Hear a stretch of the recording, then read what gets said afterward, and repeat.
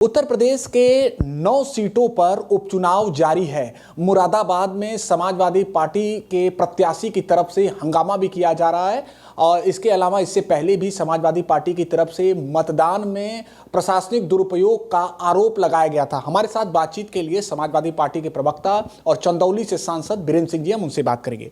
मझवा में आप लगातार सक्रिय थे, प्रचार प्रसार कर रहे थे, एक बड़ी जिम्मेदारी थी। फिलहाल 9 सीटों पर मतदान जारी है, कैसे देख रहे हैं बीरेंद्र जी? देखिए, हम लोगों को पहले ही आशंका थी कि जनता तो भारतीय जनता पार्टी के हाथ से हट चुकी है, उससे निकल चुकी है। उनको भरोसा केवल प्रशासनिक अधिकारियों के ऊपर था। हम लोगों ने इसके संदर्भ में इलेक्शन कमीशन को भी एक पत्र दिया था, लोकल में जो निर्वाचन अधिकारी है उनको भी दिया था। आज लगातार हम कई जगहों से देख रहे हैं। हम मझवा के प्रभारी हैं, इसलिए विशेष रूप से मझवा को हम आपको जो है के बारे में बताना चाहेंगे कि तमाम ऐसे बूथ से हमारी रिपोर्टें आ रही हैं। वो बरैनी एक बूथ है हमारी, जो थाना मझवा के थाना पर कछवा थाना में जो पड़ता है, कछवा के इंस्पेक्टर के द्वारा लगातार हमारे बूथ एजेंटों तक को उठा ले जाना, हमारे सेक्टर प्रभारियों को तंग करना, हमारे लोगों को जो है का बस्ता न लगने देना, हमारे झंडे को जो है खींच करके फेंक करके लातों से उससे कुचला जाना, ये अधिकारियों के द्वारा किया जा रहा है। ये उकसाने की प्रवृत्ति जो इन लोगों कर रहे हैं कि किसी तरीके से कार्यकर्ता उत्तेजित हो जाए और उत्तेजित होकर के वो जो है कि झगड़ा कर ले, जिससे मतदान प्रतिशत कम हो। ये एक तरीके की साजिश है और जिसमें पूरी तरीके से पुलिस प्रशासन के अधिकारी मिले हुए हैं। हमारी मांग है कि तत्काल इलेक्शन कमीशन जो है कि इस पर प्रतिबंध लगाए, उनको कंट्रोल करे ताकि शांतिपूर्वक मतदान हो सके। वैसे तो हम चुनाव जीत चुके हैं, ये हताशा में भारतीय जनता पार्टी के लोग कर रहे हैं। चुनाव आयोग को सपा प्रमुख द्वारा एक चिट्ठी भी लिखी गई है जिसमें मुस्लिम महिलाओं के बुर्का में पहचान बताने को लेकर जो बातें वो स्पष्ट की गई। भाई, भारतीय जनता पार्टी का ये कहना है कि सीधे सीधे यह संवैधानिक व्यवस्था को आप लोग चुनौती दे रहे हैं। पहले ही आप लोग हार चुके हैं, इसलिए अब एक नया ये जो है विषय रखा जा रहा है कि नहीं, बुर्का के वो विषय पहचान न बताया जाए मुस्लिम महिलाओं को।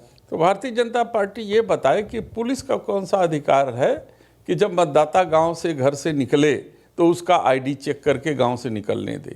ये बताएं उनको। निर्वाचन से जुड़े हुए अधिकारियों को यह अधिकार है कि जब हमारा मतदाता बूथ पर मत देने के लिए जाए तब उसका जो है कि वो आईडी, वोटर आईडी आप चेक कीजिए, उसकी पहचान कीजिए और उसको जो है कि वोट देने के लिए रोकिए मत। ये उसका मताधिकार है। बाबा साहब भीमराव अंबेडकर ने कहा था कि हर व्यक्ति को अपना मतदान करने का अधिकार है और सरकार इसको बार बार जो है ढोल पीट करके दुनिया भर के जागरूकता अभियान करके ये तय करती है कि ज़्यादा से ज़्यादा मतदान हो। लेकिन पुलिस के अधिकारी चिन्हित करके जहां सपा मतदाताओं की संख्या ज़्यादा है वहां पर उकसाने की प्रवृत्ति कर रहे हैं। जहां तक आप मुस्लिम मतदाताओं की बात कर रहे हो, चाहे वो महिला हो, महिला का बुर्का उठा करके किसी की पहचान करने का अधिकार किसने दिया है? वो जब जाएगी मतदान केंद्र पर तो निर्वाचन अधिकारी जो है उसकी पहचान करेगा, वहाँ पर वो उसको अधिकार है, न कि पुलिस को अधिकार है। पुलिस इसका दुरुपयोग कर रही है और इसी आशंका को जो आज हम लोगों ने जाहिर किया था आज बल मिल रहा है और जगह जगह पर इसी कार्रवाई पर झड़पें भी हो रही हैं। तो ये चीज़ें जो आशंका थी वो हमारी निर्मूल नहीं थी, वो आशंका हमारी सही साबित हो रही है और हम इलेक्शन कमीशन से मांग कर रहे हैं तत्काल इस पर रोक लगाएं।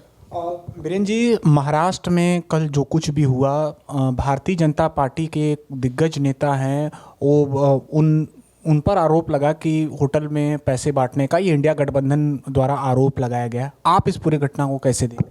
देखिए, हम भी टीवी मीडिया के माध्यम से देख रहे हैं, जो सूत्रों से हम लोग को भी पता चला है कि एक वरिष्ठ नेता जिनका नाम तावड़े है, वो होने वाले प्रेसिडेंट भी थे भारतीय जनता पार्टी के, वो लिफाफा सहित जो है पैसा बांटने के जो है बांट रहे थे, जिसको वहाँ के लोगों ने पकड़ा, जनता ने पकड़ा और उसको कंप्लेंट करने के बाद आकर के पुलिस ने इस पर इसको चेक किया।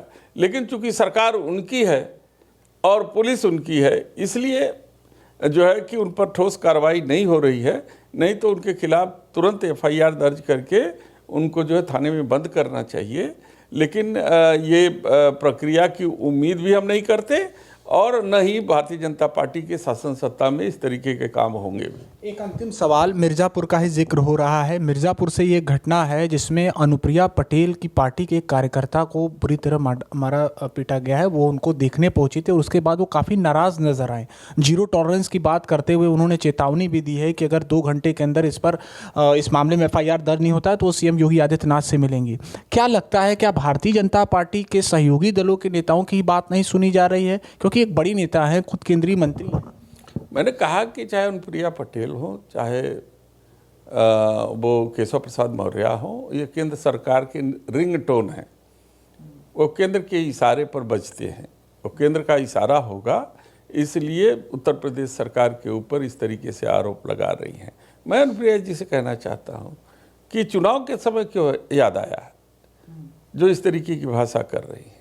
जब उनको लग रहा है कि उनका मतदाता उनका साथ छोड़ रहा है तो इस तरीके की नाटक कर रही हैं। नाटक नौटंकी बंद करें और ठोस कार्रवाई करें। हाँ, तो क्या लगता है इससे खुद अपनी ही पार्टी का चुनाव प्रभावित करने का उनका अगर इससे हो सकता है? देखिए, मतदाता तो प्रभावित होगा ही होगा, क्योंकि उनको खुद उन्होंने आरोप लगाया कि सरकार जो है कानून व्यवस्था ठीक नहीं कर पा रही है।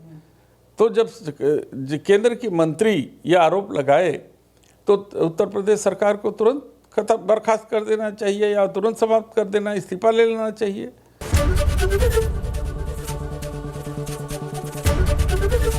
ABP गंगा, खबर आपकी, जुबान आपकी।